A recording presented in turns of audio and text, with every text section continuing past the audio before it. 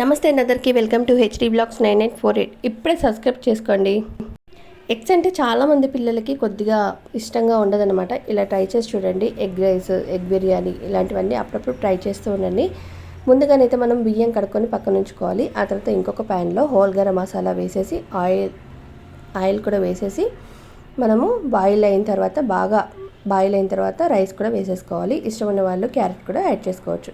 Next ఇంకొక ప్యాన్లో oil వేసేసి ఆవాలు, జీలకర్ర, అల్లం వెల్లుల్లి పేస్ట్, ఉల్లిపాయ కూడా యాడ్ చేసిన తర్వాత ఇక్కడ ఫోర్క్తో అయినా మనము లోపలికి యూజ్ చేసుకోవచ్చండి. అంటే రంధ్రాలు కావాలన్నమాట మనకి. ఇలా హోల్స్ అనేది పెడితే మనకి ఎగ్ లోపలికి మసాలా అంతా వెళ్ళి టేస్టీగా ఉంటుంది. పిల్లలకి ఇలా ట్రై చేసి చూడండి, చాలా ఇష్టంగా తింటారు. అలాగే ఇప్పుడైతే ఇంకొక ప్యాన్ అనేది పక్కన పెట్టేసుకొని అందులోకి ఆయిల్ వేసేసి ఆవాలు, జీలకర్ర, అల్లం వెల్లుల్లి పేస్ట్, ఆనియన్స్ ఇవన్నీ కూడా వేసి మంచిగా మగ్గనివ్వాలి.